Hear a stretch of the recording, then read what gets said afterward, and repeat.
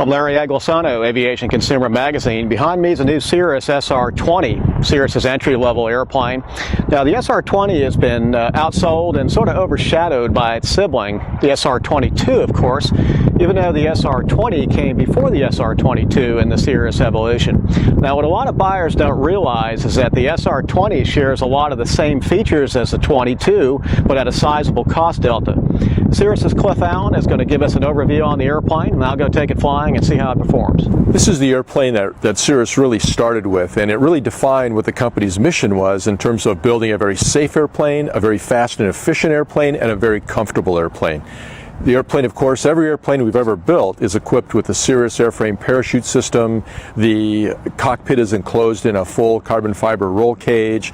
The instrument panel is crash worthy, and the airplane is very fast and efficient. The SR20 is powered by a 6-cylinder Continental IO360 engine. It's a 200 horsepower engine, and it is a 6-cylinder engine. We think that the 6-cylinder is a much smoother engine. You can feel that when you're flying the airplane. It's mated to a 3-blade Hartzell prop. That's an aluminum prop. It comes standard with the airplane now. You can see on the nose it's all LED lighting now. We don't have any more incandescent lights. That's a LED landing light, as well as all the running lights are all LED. In 2014, we went to the Behringer Wheel and Brakes, and Behringer is a company, it's a French company that their history is in Formula One race cars and enduro motorcycles. It's a very lightweight wheel and a very high temperature brake. The SR20 comes standard with the Garmin Perspective. This airplane is equipped with 12-inch screens. The standard airplane has 10-inch screens, but the functionality is the same. The airplane has synthetic vision, full multi-function display, and as we move down the panel, we've got keyboard controller, GFC 700 digital autopilot, the audio panel here, and the flaps, mixture, power lever, fuel, all right here at the pilot's disposal. I mean, our airplanes are designed for single pilot IFR flying, and you can see that everything is very much canted towards the left seat and puts everything right in the hands of the pilots. We think a lot about ergonomics when we're designing the cockpit of our airplane. This aircraft is equipped with optional air conditioning. You can see the controls here. This is an all-electric air conditioner. It runs off of alternator 1, so you can actually take off with the air conditioning on. We've added a splash page to the MFD as the airplane starts up to remind the pilot that the parachute's available.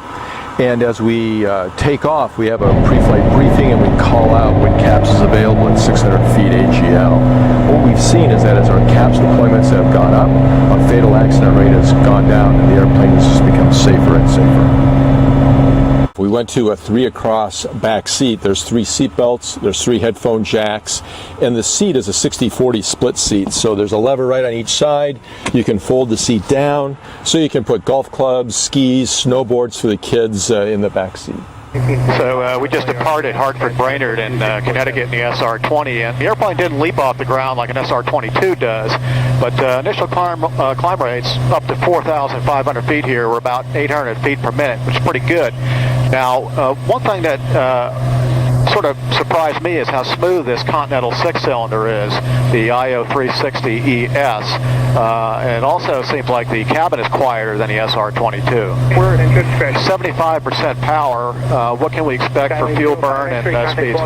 We're at 2,500 RPMs, about 24.8 manifold pressure. We're just above a standard day, so we should be seeing about 150 knots at 11.6. Now we're a little bit above that standard day. I think we're looking at about 100. We've got 150 on the true airspeed right now. So we're really getting the book figures out of the airplane. 150 knots on 11.5 gallons fuel burn right now.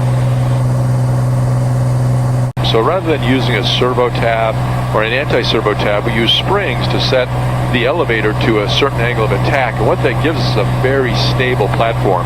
So the airplane's not on the autopilot now, it's just in trim flight, and I can whack the controls, and the airplane just wants to return to its trimmed condition.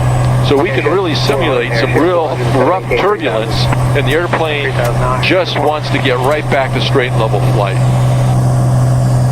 Really try and make the airplanes almost interchangeable for the step up. So if you learn to fly, get your instrument rating in an SR20, it's a very easy transition into the SR22. 22 is about 5 knots faster for everything in the pattern right down to the landing.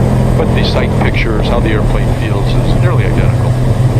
The SR20's entry-level price is $369,000. That's compared to an SR22, which is $489,000, or an SR22T, which starts at $589,000. All of the airplanes have a variety of options: 12-inch screens, upgraded interior, exterior paint.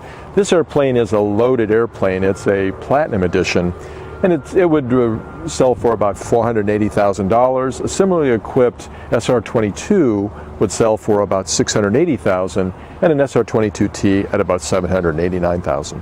Now, for a full report on the new Cirrus SR20, you can read the December 2014 issue of Aviation Consumer magazine. Reporting for Aviation Consumer, I'm Larry Anglisano. Thanks for watching, and thanks to Cliff Allen for showing us this airplane.